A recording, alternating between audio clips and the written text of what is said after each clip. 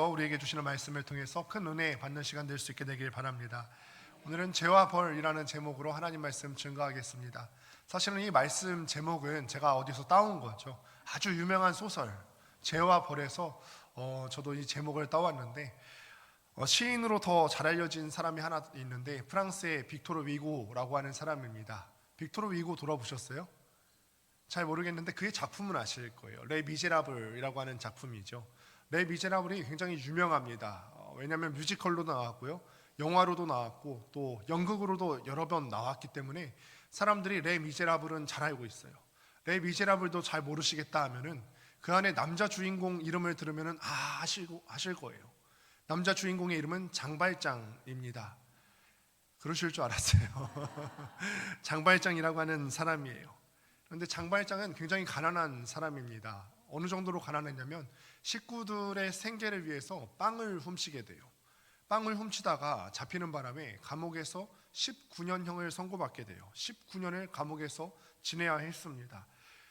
물론 죄를 지었지만 장발장 입장에서는 굉장히 억울하겠죠. 사회 탓도 많이 하고 싶었을 거예요. 나를 못 살게 만들 수밖에 없었던 이 사회 시스템, 그리고 나는 먹고 살기 위해서 빵을 훔쳤을 뿐인데 무슨 큰 잘못을 저지른 것도 아니고 빵 하나 훔쳤는데 감옥에서 19년이나 보내게 되었던 것입니다. 그러니까 장발장이 감옥에서 나온 후에 마음이 어땠겠습니까? 사회에 대한 불만도 많고 여러 가지 불만과 또 좌절감에 사로잡혀 있지 않았겠습니까? 상처받은 그 마음이 누구 하나 보듬어 줄 사람이 없고 사회를 바라보는 그 삐뚤은 시선은 고칠 길이 없어요.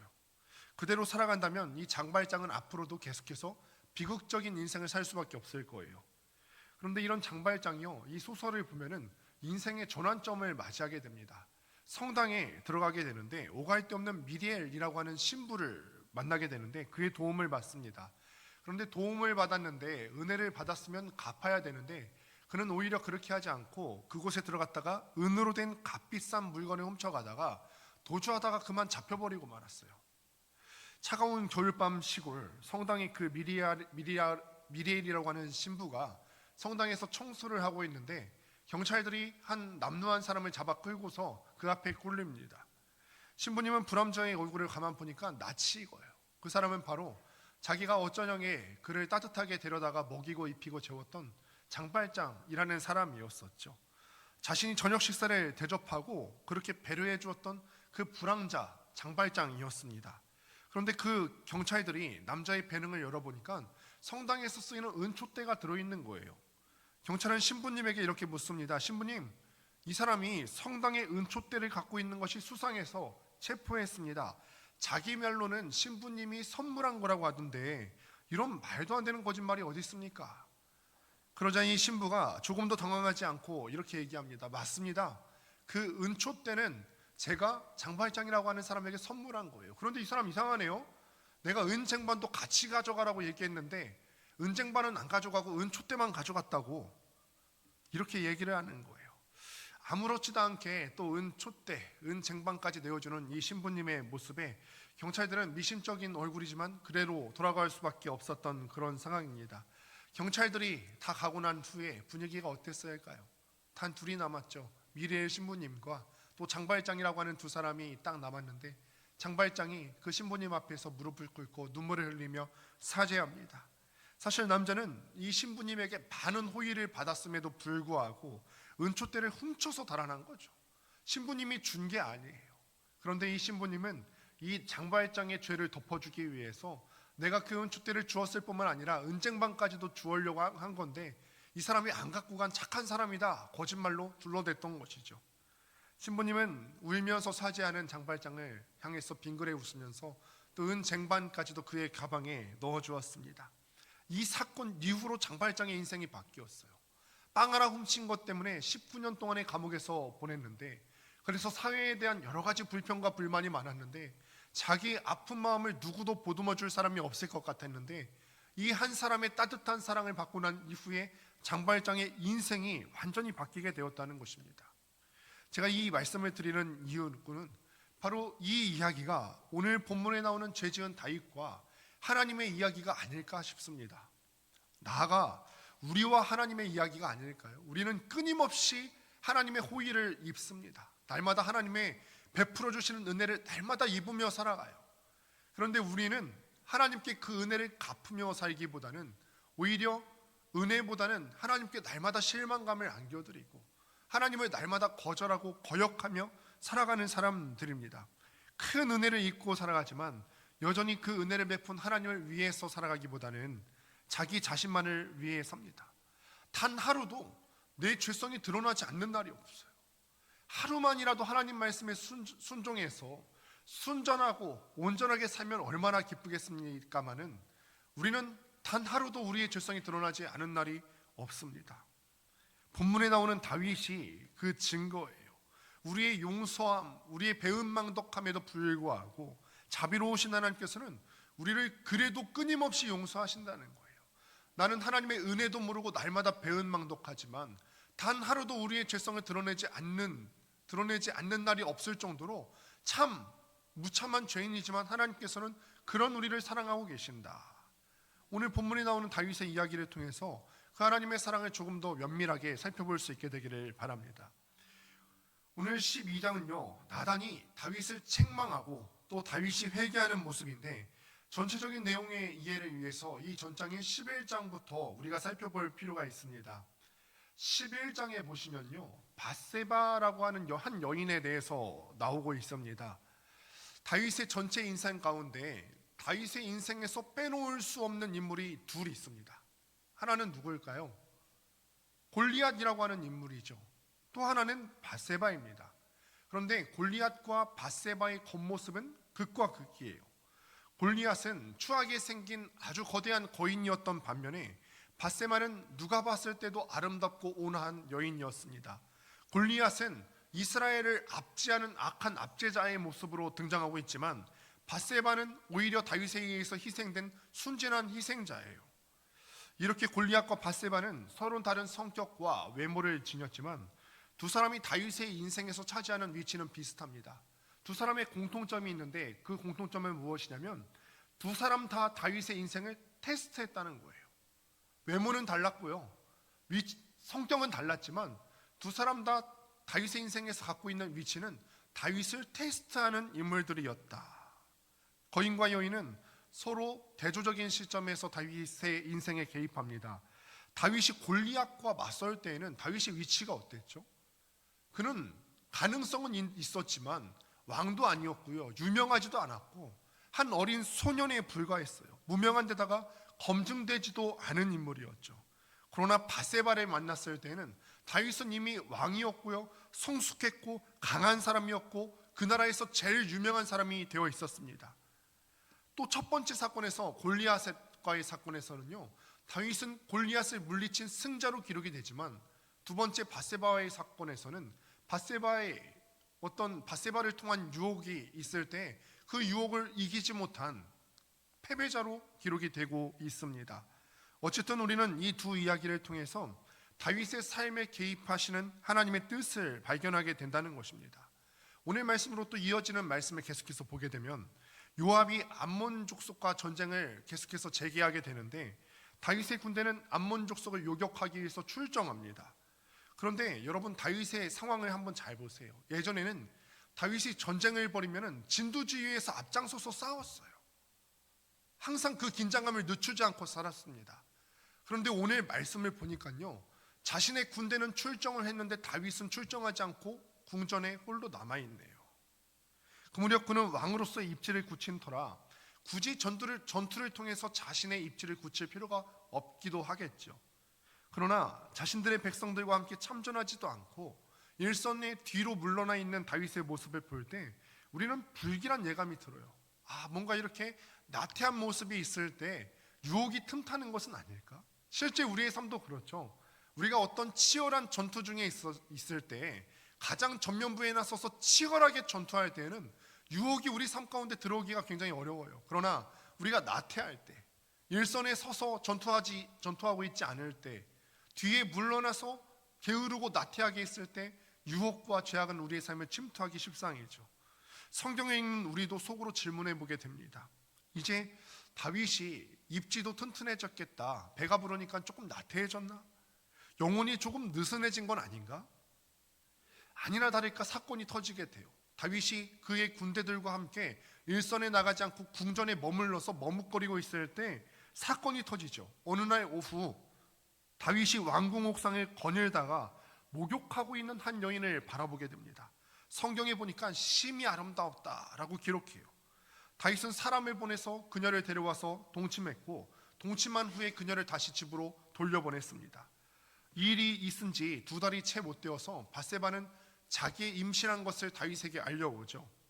문제를 다루는데 능숙했던 다윗은 이 일을 처리하기 위해서 전쟁터에 있었던 그의 남편이었던 우리아를 다시 궁전으로 불러들입니다.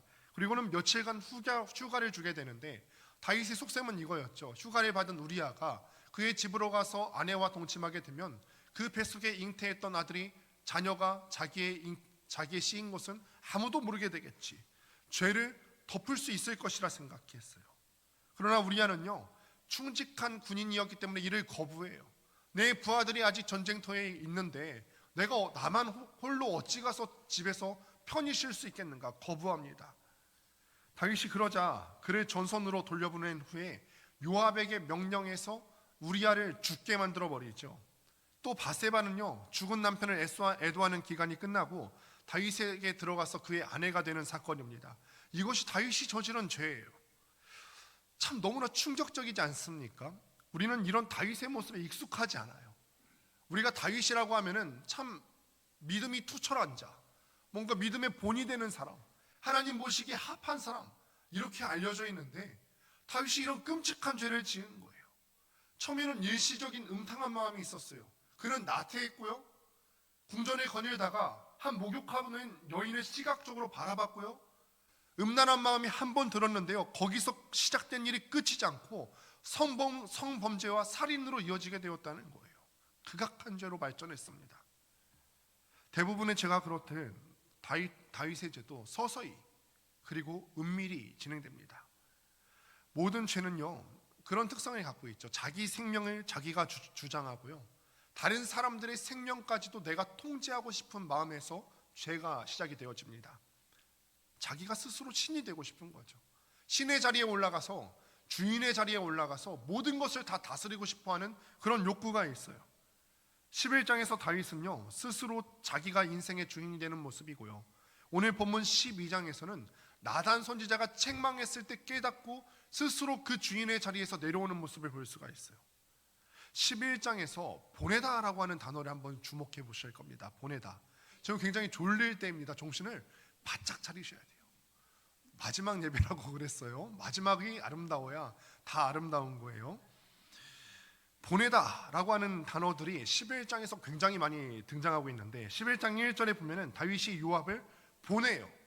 보통 보낸다라고 했을 때 누가 갑이죠? 보낸 사람이 갑이에요? 보낸 받은 사람이 갑이에요? 보낸 사람이 갑이고 보낸 사람이 주인이고 보낸 사람이 왕이에요. 왕이 부하들을 보냈다, 여기까지는 아무 문제가 없죠. 부하들에게 임무를 주고 명령을 주어서 보내는 것은요, 왕으로서 다윗이 해야 되는 마땅한 일임에 분명합니다. 그런데 2절 뒤를 한번 보시는 거예요. 11장 3절을 보니까 다윗은 밧세바를 보고 나서 저 여인이 누군가, 저 여인을 한번 알아봐라 해서 사람을 보냅니다. 이건 잘못된 보냄인 거죠. 자기에게 사람을 보낼 수 있는 권력이 있었지만 그 보내는 것을 자기의 탐욕을 위해서 잘못 사용하게 되는 것을 볼 수가 있죠. 본연의 임무에서 벗어났어요. 4절 말씀을 보니까 다윗이 밧세바와 동침하려고 사자를 또 보냈어요. 그 보냈을 때 우리는 뭔가 잘못되었구나라는 것을 직감적으로 알 수가 있죠. 나라를 다스리기 위해서 하나님께서는 나라를 다스릴 수 있는 권력과 그리고 그 권위를 다윗에게 위임하셨는데 하나님께 부여받은 권위를 합당한 곳으로 쓰지 않고 자기 죄성을 채우는데 썼다는 것입니다. 보내다라고 하는 단어가 6절에서는요 무려 3번씩이나 등장하고 있어요. 6절 말씀을 같이 한번 읽어보도록 하겠습니다. 시작. 다윗이 요압에게 기별하여 햇사람 우리아를 내게 보내라 하매 요압이 우리아를 다윗에게로 보내니. 아멘. 6절에서 보냈다라고 하는 게 몇 번 등장하죠? 2번인데 사실 3번이에요. 왜냐면요, 기별했다라고 하는 동사가 원어의 의미를 해석하자고 하면은 보냈다라고 하는 뜻이에요. 기별했다라고 하는 뜻이 보냈다라고 하는 단어의 의미입니다. 그러니까 6절 짧은 절에서 다윗은 보냈다라고 하는 왕의 권위를 무려 3번이나 사용을 하고 있습니다.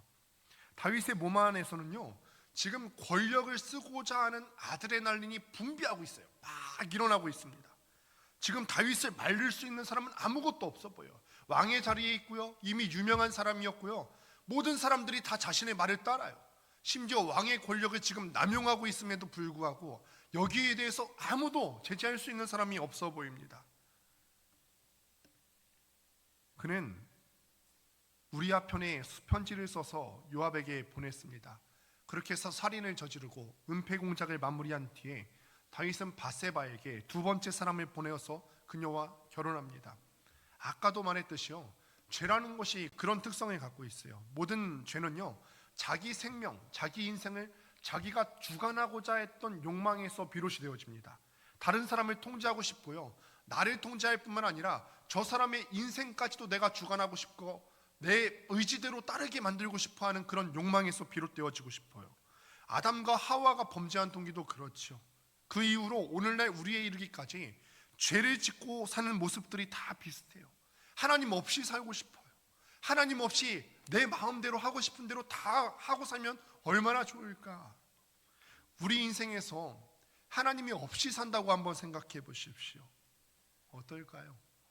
지금 여러분들 신앙생활 하면서 뭐 하라는 거 많고 뭐 하지 말라는 거 많고 나를 뭔가 통제할 만한 것들이 많다고 느껴지지 않으세요?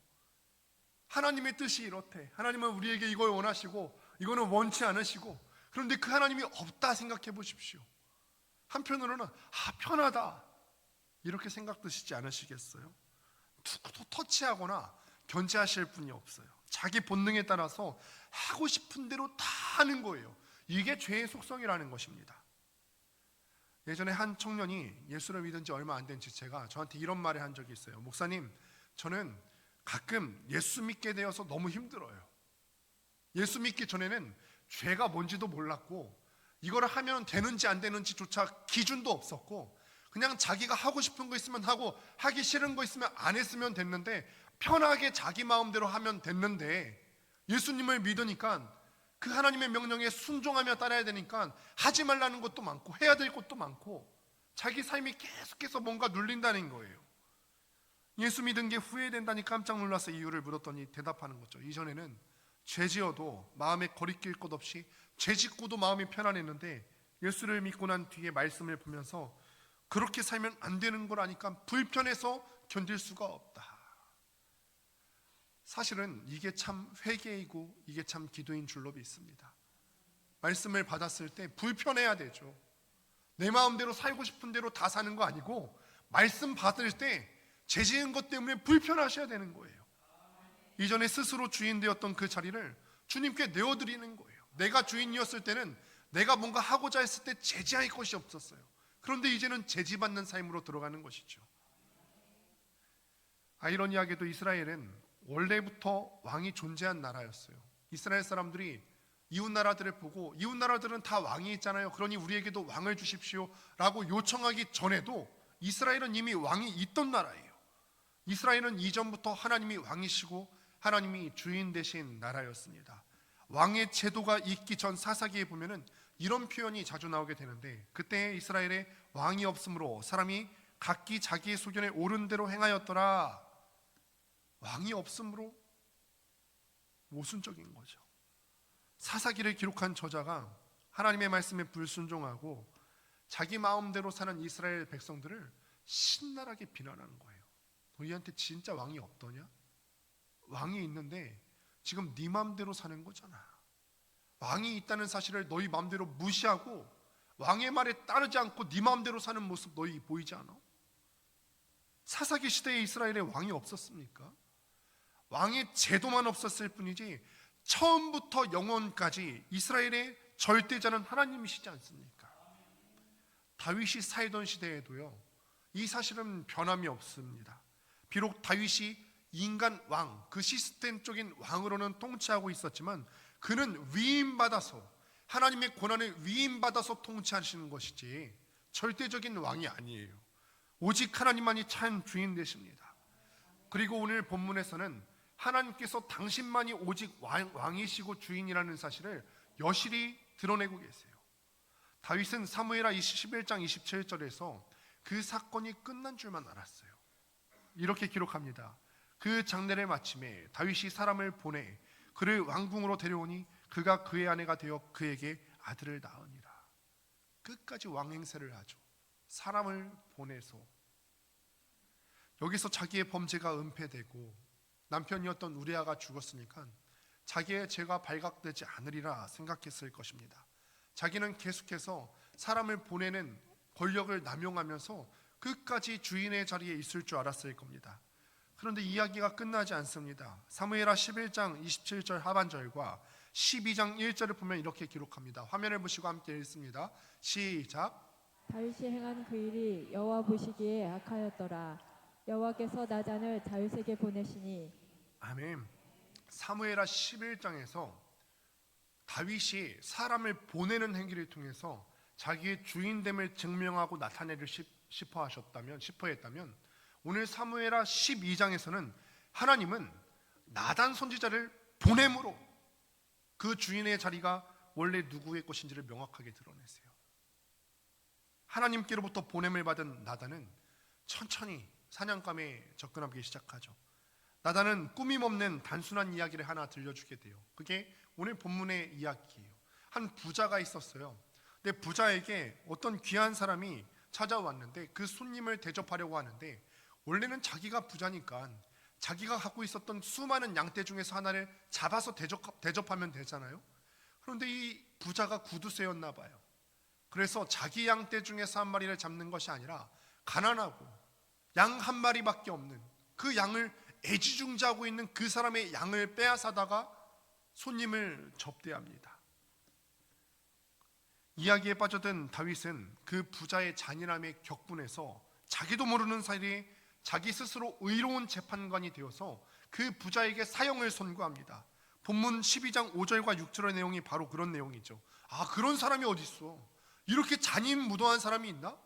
자기가 이미 부자이고 수많은 것들 중에서 한 마리 잡아다가 대접하면 되는데 하나밖에 없는 그 양떼를 가진 사람의 소중한 것을 잡아다가 대접하는 그 부자, 당장 그 사람을 잡아들이고 사형에 처하도록 해라. 땅땅땅. 그때 나단이 선고하는 거죠. 7절 말씀이에요. 당신이 그 사람입니다. 당신이 그 사람이에요. 이 말씀을 통해서 알 수 있는 사실은요, 하나님의 말씀은 결국 각 사람에게 임한다는 거예요. 여러 곳에서 예배를 드리고 계시는 여러분들 한 사람 한 사람에게 적용되고 있다는 사실입니다. 다윗은요, 나단의 이야기를 처음에 들었을 때 자기 이야기라고는 꿈도 꾸지 못하고 있었을 거예요. 나단이 다윗을 찾아온 때는요, 이미 바세바가 아이를 낳은 후예요. 그러니까 적어도 1년이 지난 후였을 겁니다. 다윗이 범죄를 저지른 후에 적어도 1년이 저지른 후에 나단 선지자가 찾아왔던 거예요. 다윗은 그 사건이 이미 은폐되어서 끝난 줄 알고 있었고 그 상태로 1년 동안이나 지난 것입니다. 자기가 죄인이라는 사실조차 깨닫지 못하고, 아니면 어쩌면 알고 있었지만 덮어두고 싶었겠죠. 그 무감각한 상태로 긴 시간을 보낸 거예요. 영적으로 봤을 때는 마비 상태나 다를 바가 없었습니다. 그러니 나단이 찾아와서 메시지를 전해주고 있어요. 심지어는 그 메시지의 내용이 자신에 해당되는 그 내용과 똑같았음에도 불구하고 다윗은 자신의 이야기인 줄 까마득하게 모르고 있었다는 것이죠. 그런 영적인 분별력과 지혜가 이미 다윗에게는 상실되어 있습니다.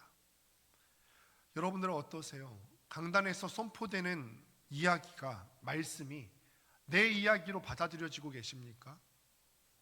어쩌면 우리도 다윗처럼 영적으로 무감각해져서 이게 설마 내 얘기인가 깨닫지 못하는 분이 계신 것은 아닙니까?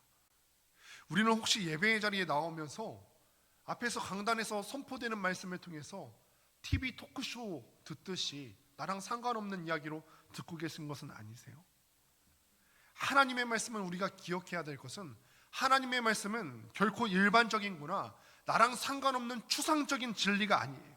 하나님의 말씀은 언제나 나에게 말씀하시는 사적인 대화예요.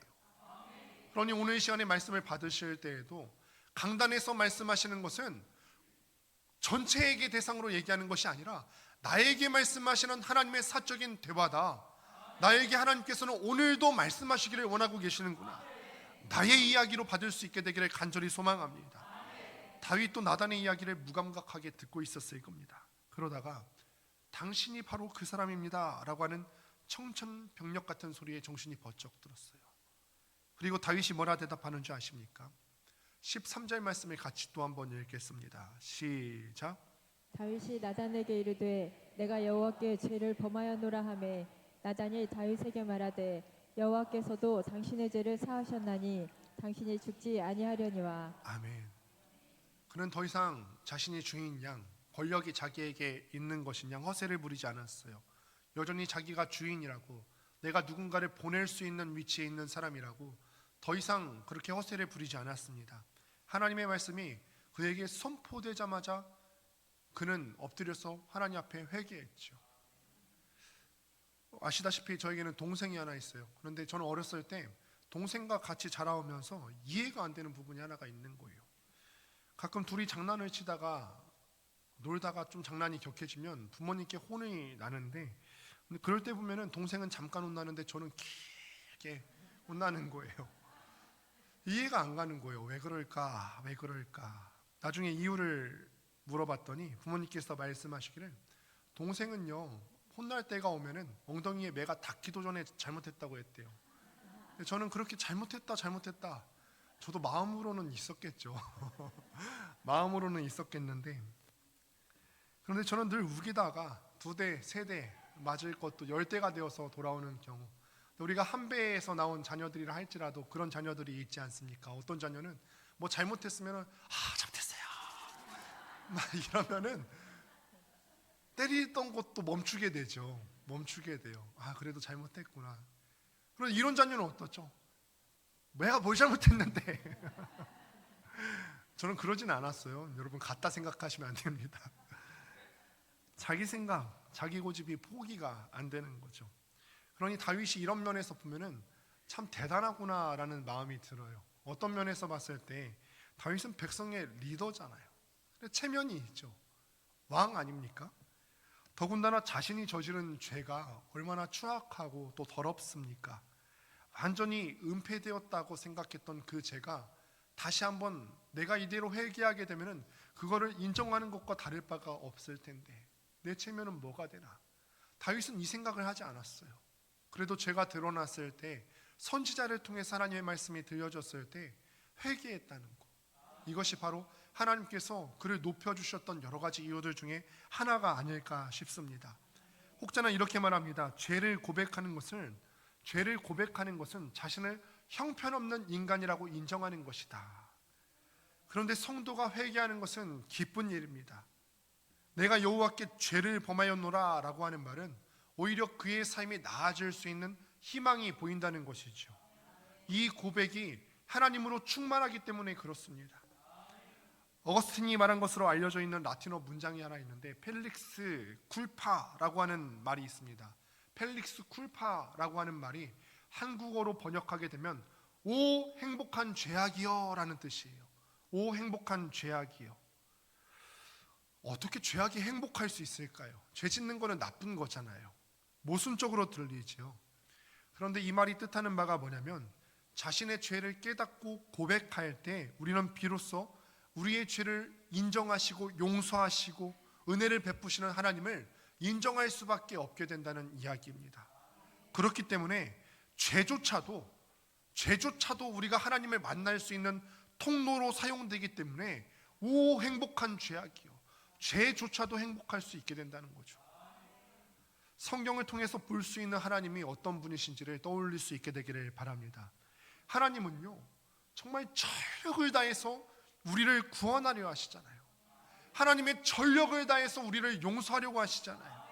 이게 이상해요. 이상하지 않으세요? 보통은요 잘못한 사람이 있고 용서해줘야 되는 사람이 있으면 누가 더 애걸복걸해야 되죠? 잘못한 사람이 더 애걸복걸해야 되는 거 아니에요? 제발 나 좀 용서해달라고. 내가 잘못한 게 많은데 제발 나 좀 용서해달라고. 처지가 바뀌었어요. 우리가 먼저 애걸복걸해야 되는데 오히려 지금 전력을 다하는 쪽은 하나님 같아 보여요. 용서를 해야 될 하나님께서 죄 지은 사람을 먼저 찾아오십니다. 오늘 본문도 그렇잖아요. 다윗이 자기의 죄를 은폐하려고 했어요. 원래는 죄 지은 사람으로서 먼저 그렇게 하면 안 되죠. 자기가 잘못했으니까 선지자 앞에 나가든지 하나님 앞에 제사를 드리든지 자기가 먼저 전력을 다해서 하나님을 찾고 회개해야 되는데, 오늘 다윗의 죄를 지은 현장 가운데서도 먼저 찾아와 주신 분은 하나님이세요. 프란시스 톰슨이라고 하는 사람은 이런 하나님의 모습을 보고서 말하기를 천국의 사냥개라고 표현했어요. 천국의 사냥개. 우리는요, 계속해서 범죄를 하면은 우리가 매달려야 될 처지임에도 불구하고 계속해서 하나님으로부터 도망치려고 해요. 오히려 붙어야 될 우리가 자꾸 벗어나려고 그래요. 하나님이 있으면 내 마음에 짐이 되고 걸림돌이 될 것 같으니까 자꾸 멀어지려고 하죠.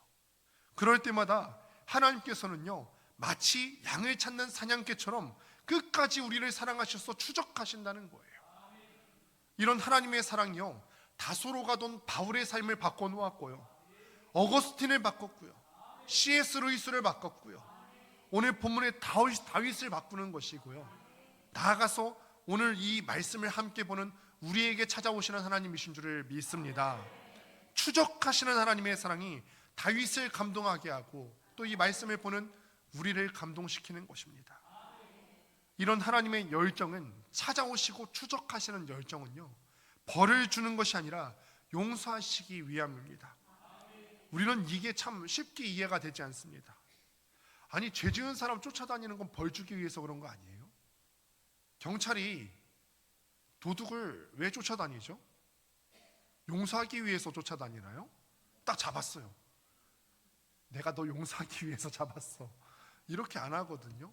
검찰이 용의자를 잡을 때 그를 이렇게 잡을 때 용서하기 위해서 잡는 거 아니잖아요. 벌 주기 위해서 잡잖아요.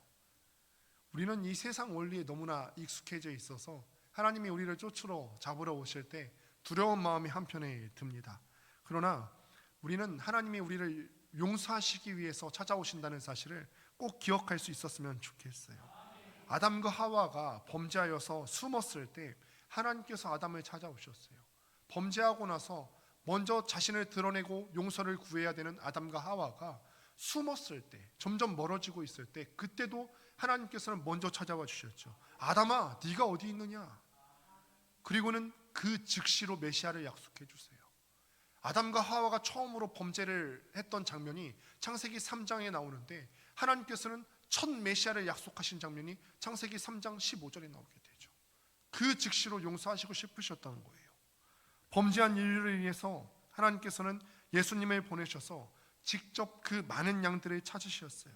오늘 본문에서도요, 무려 1년 동안이나 자의로 회개하지 않고 있는 다윗에게, 도망가고 있는 그 다윗을 찾아오셔서 나단 선지자를 보내셔서 다윗을 찾아주셨고 용서해 주시고 일깨워 주셨습니다.